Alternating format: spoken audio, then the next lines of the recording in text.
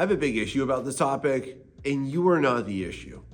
Because even if you feel like you just can't get out of your way and you keep screwing up and you always feel like you're the problem, you are not hopeless. Because as you watch me draw this today, I want to teach you a simple blueprint that will help you build the art life that you want and escape this self-sabotaging hell. I'm so tired of seeing the same thing from the same people regurgitated online every single day. And you always hear people talking about everyone's morning routines, the top habits of the top artists. And then, here are these easy hacks, right? But nobody actually talks about what you actually do and what actually helps and why you're not currently able to repeat success. Why is that?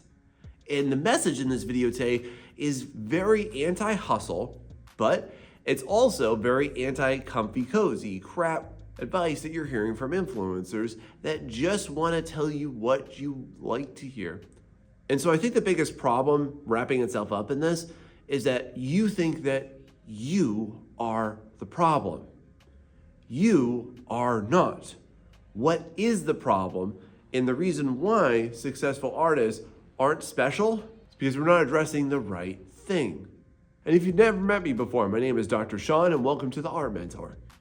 The problem here is in fact systems, because systems take you from where you are and turn you into a powerhouse. I still want you to be the awesome you, but we need to critique your systems, not you. We need to separate what you are doing and who you are and be the awesome, amazing, beautiful, cool you that you are. You amazing creator. This is how we need to address this, because systems allow for repeatable and predictable outcomes. And no matter what you listen to about what you want to build, none of that matters when you do not address your systems, and it's how I've been able to build what I have. And so here comes your blueprint for how you can build systems that will allow you to do anything that you want. And this is going to take you from that self-sabotaging person that can't get out of their own way and can't stop tripping over themselves. And this is going to transform your whole life. Now, as somebody that's watched hundreds of videos and read many books on how to build the best habits and how to go ahead and make outrageously great routines, here's one critical flaw that rarely anybody is ever addressing. And none of that matters because of bad habits. If you do not address bad habits, look, you can have a million great habits, you can learn these great hacks, but none of it matters if you are ignoring your bad habits. Look, this is just like if you wanted to go faster on the water, but you had a leaky boat and you just put a bigger motor on it. And just to set expectations, friend, I'm not just gonna simply put it out there as, you just need to destroy them. It's not that simple, but it's also not impossible. And I'm gonna give you very specific things that you can do today to actually start to combat them. Your bad habits make you miserable while you're trying to build good habits. If you're not addressing your negative habits, the ones that you don't want that are undesirable for you, this is like trying to build a 3-story house with wood that's rotten and termite infested. Every single time that you build it up, falls right back down, it crumbles, maybe after a day, maybe after a week. Have you ever done this? Have you ever been successful with something and then you got some momentum with it, and then a week later, suddenly you're right back to where you started? But this is why. Because you did not fully address the bad habits before you address good habits. This has to come first on your blueprint. And now you might be wondering, well, Sean, how do I do that? And this is how we're gonna start to combat it and then build what you actually want to do and how to address your systems. As I'm talking about your systems, not only as a person, not only as an artist, but also as somebody who might wanna start a business or might wanna have a project, or you might have an incredible artistic career in mind. You have to understand how your systems either support it or they deny that. Next, we are just gonna rip off the Band-Aid and get right into it for how you're gonna start to accomplish this. So the first thing that you need to do, friend, after you identify your bad habits is make it harder for you to actually execute those bad habits. And so science tells us one easy, awesome thing about this: you only need 12 seconds of resistance in order to deter behavior. Now that's awesome, because let me ask you, like, what behavior are you trying not to do? So let me just give you some examples of how this can work. So me recently, I just finished my dissertation for my doctorate program. And while doing that, I found myself, when I would come to my office, I would want to just sit down and turn on my TV and like watch some anime, even when I should be writing. And so one of the things that I figured out is that I can't have easy access to this. So what I did was I took my remote and I put it in my closet in my office, and I put it underneath all of my exercise equipment. And I said to myself, the only way I'm allowed to go ahead and watch something is if I'm going to exercise. So at least I'm going to be productive. Another thing that I commonly address with other people is that if you're somebody who always finds themselves doom scrolling, or you're distracted every single time that you sit down to create because your phone is blowing up or you're getting notifications, then remove that. Go put it in a drawer that's not in the room you're currently in right now. I promise you the world will continue to spin, and then you've removed the distraction from it. If you want that phone, you now have to get up and go to it, and it'll take about 12 seconds, which will start to deter you from it. Another one, and look, people go nuts on me for this one, but it's really very simple. If you buy a $9 electronic timer, that's one of the things that you usually use for Christmas lights, all right? You plug that in to your game system, to your television, the one that you're usually spending way too much time on. Plug that in and set it for the time that it has to go off. It removes the decision to actually continue. You know that that's coming. And so here's what I want to propose to you, friend. What if you just made it 12 seconds harder for you to avoid your art? That's all you have to do to start to destroy a bad habit, because what that 12 seconds does is it gives your brain space to reconsider and say, oh, I was supposed to work on my manga today. So what do you want to do to make your life 12 seconds easier to work on art? And what do you need to do to make your life 12 seconds harder to go ahead and not do? Moving on. Now, one of the biggest things we want to do is we also want to remove decision fatigue. And so what I want to do for you is teach you why, if you want to build systems that are in favor of what you want to do and who you want to be, who you were creatively born to be, friend, you need to remove the choice from doing anything else. And this is one of the key aspects that you will notice in all high-performing people of all places and spaces.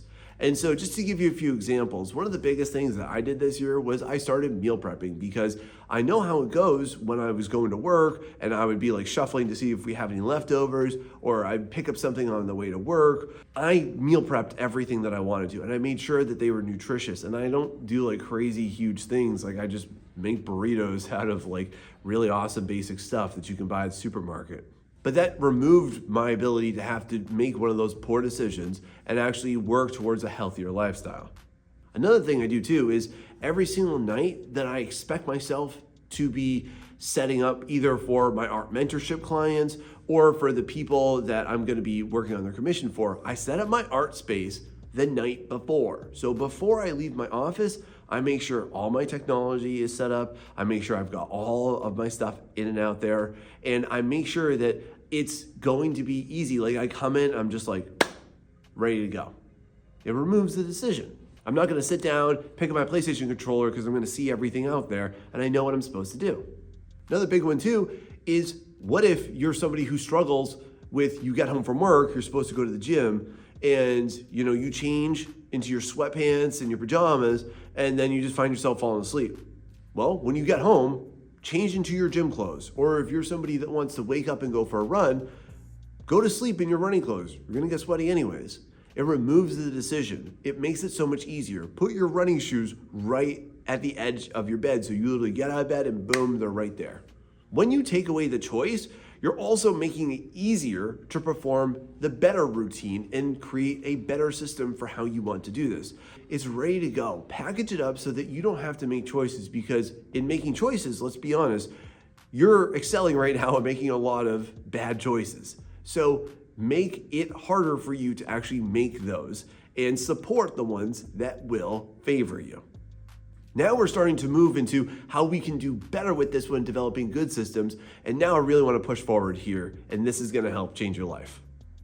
Now at this point, we're starting to build ourselves and build the habits, the routines, and the systems. You see that?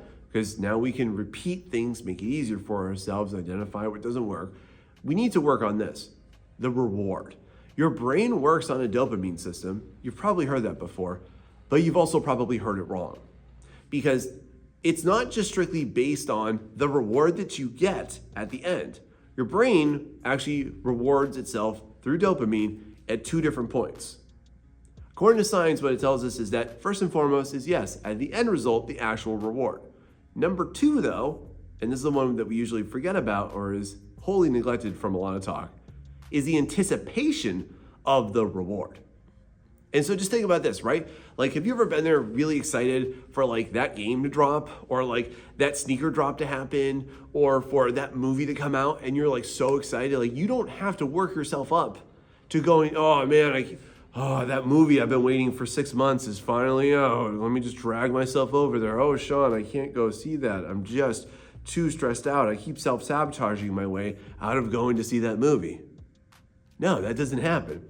And so one of the best things I can advise you with is to go ahead and figure out some type of a reward for yourself in your artistic labors. Look, let's be honest, it's not hard for you to sit down and watch One Piece or your favorite anime right now. It's not hard for you to sit down at Olive Garden and literally put never-ending breadsticks to the test. It's not hard for you to do that, right?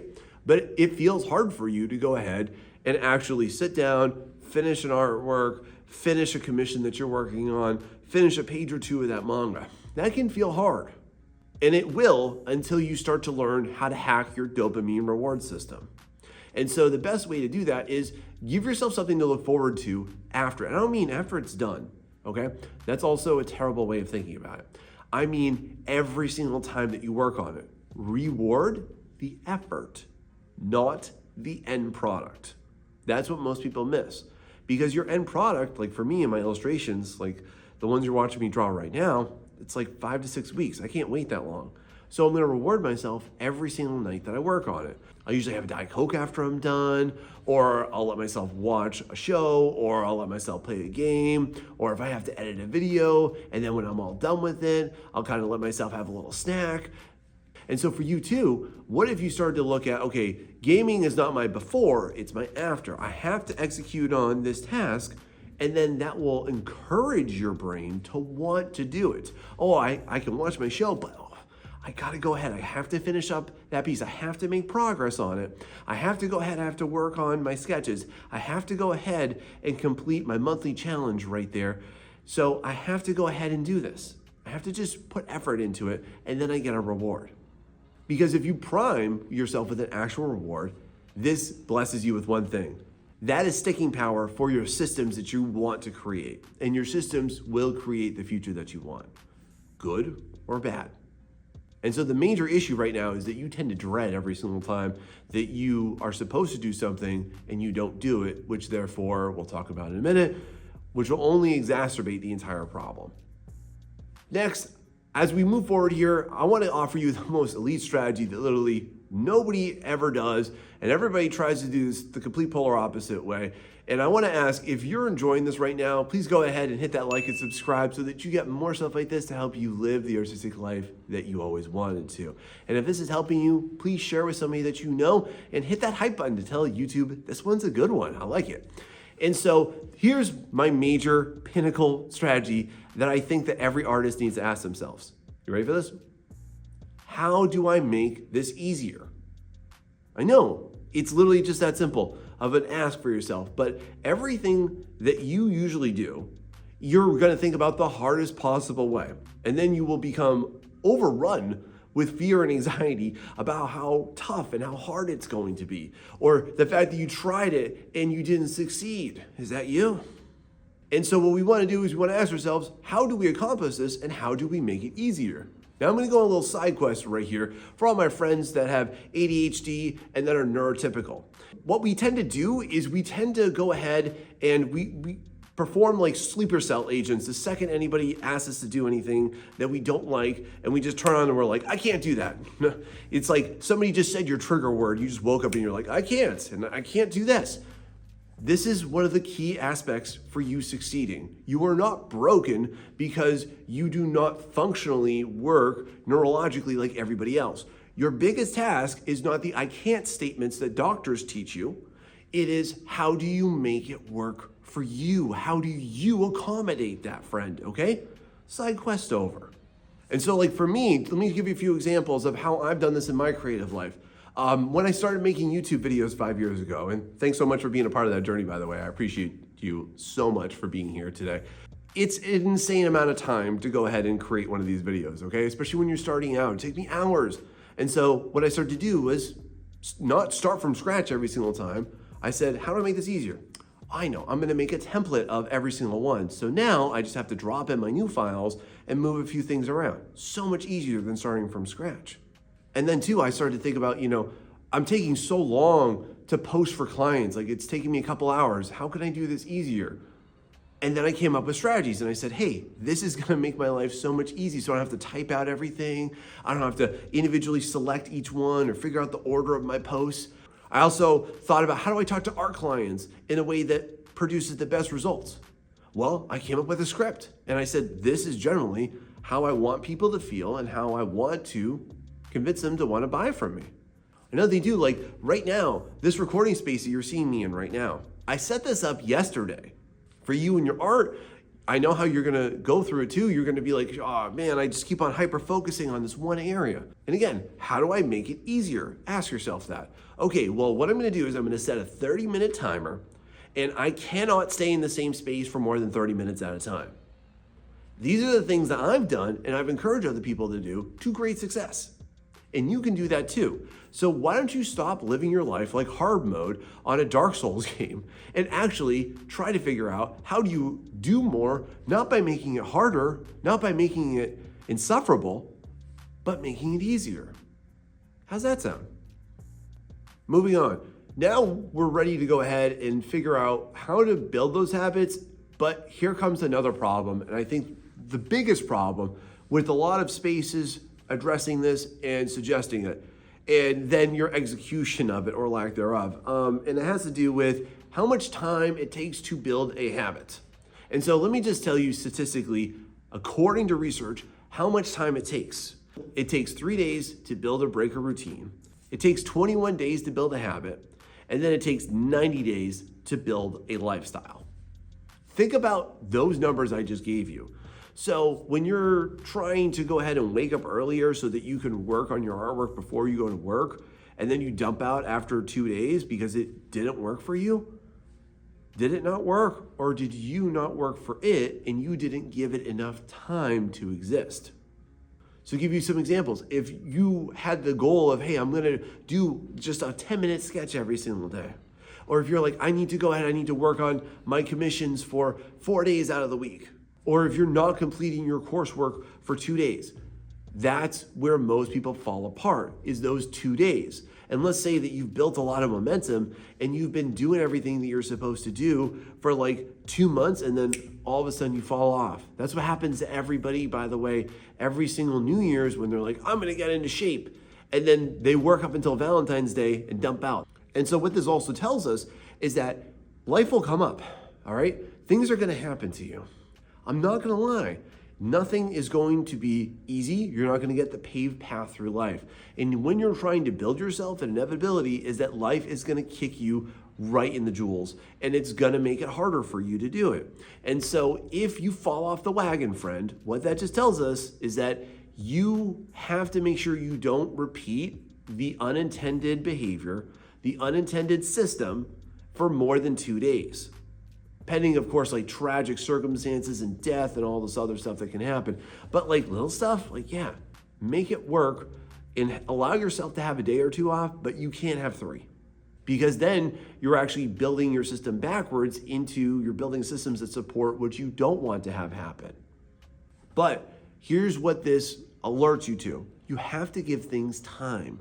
You have to allow the space for them to exist and for them to start to feel like they're normal, like they are natural.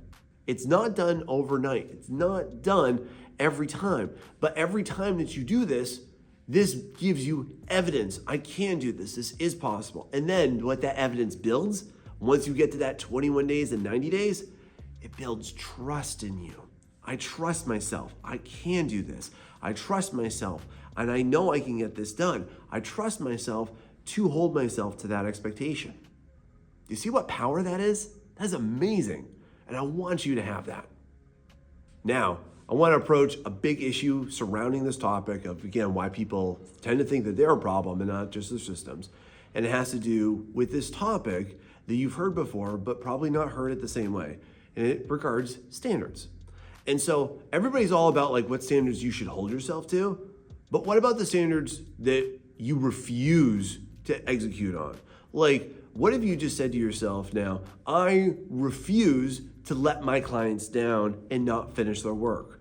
I refuse to not supply my client with an update unless something comes up and I notify them 24 hours in advance. I refuse to just make all of these commissions and have them all be the same and not challenge myself.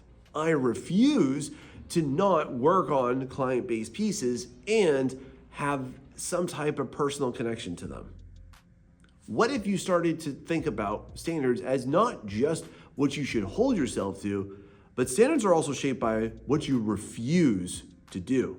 They can also be, as a human here, I refuse to speak to people poorly. I refuse to speak to people abusively.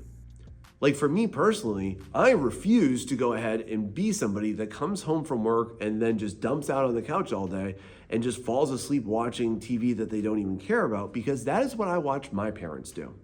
And I've seen what they have become, and I literally said to myself, that's not the life I want. Myself as an art teacher, I had some lousy art teachers. My standard is I will not be a lousy art teacher because I'm sick of there being lousy art teachers. We don't need more of them. We need more better ones. And so what standards do is they develop your expectations and your effects of those.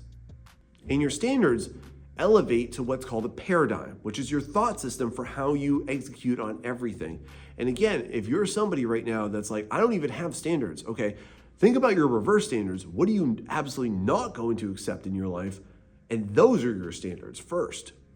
Because your standards, my friend, and your paradigm is just a measure of your self-love for yourself and the future that you want and what you are honestly born to do and create, but you're distracting yourself out of. And so if you keep on putting it off, I want to give you this quote that I absolutely love, and it's going to hit hard for you because it hit hard for me too. I'm going to read it here. Is that procrastination is the arrogance of man that we have more time than we do to do what we want to do. I'm going to say that one more time. Procrastination is the arrogance of man that we have more time than we do to do what we want to do. Do you hear how that hits? Another way of thinking about this, if you didn't catch that, is this. Procrastination accumulates a debt, and that debt must always be paid with interest, and it gathers interest in every counter decision that we make against what we do and we don't want to do. And so as Tony Robbins says, we're either moving towards the life that we want or away from the life that we want. And the life that you want, friend, because you're here and you're watching this right now, is the creator's life, right? So therefore, step into the role of creating it more. So at this point, you might be like, well, Sean, I get what you're saying, and it's just hard for me. And again, I just want to reiterate to this. Yes, it is going to feel hard because your brain is literally wired like you have a toddler living up here. And the way that it's always going to go is like this. You're going to make progress, feel resistance, and then at peak resistance, like right before it actually lets go and it sits down and it realizes, well, no one's giving me attention. That's when it's going to flare up the worst. And you have to suffer through that and get through that in order to get to the place that you want to, where you've combated your bad habits, which you can never make them go away, by the way. You can only degrade them a little bit. And then you've started to think about how to make it easier. You've increased resistance. You've made it easier for you to do the things you want to do. And you're developing your standards and new paradigms. And a new issue that I kind of want to bring up is that you might be somebody right now, and tell me if this is you, that has issues with their self-confidence. Is that you? Because I know how that feels too. Like I used to be the biggest objective loser in all regards in life, okay? Like nothing going well, nothing successful. And let me just ask you, do you feel like just the biggest loser and there's no way you can get ahead? Maybe you've been at this for years, or you're an older artist and you're just like, there's no way I can compete with these young pups. Well, I want to give you hope on that too. And to do that, go ahead and watch this video right here because it's going to help you out with that. Thanks so much for watching this. And if this helped you, please share it with someone that you know. Thanks so much and see you next time.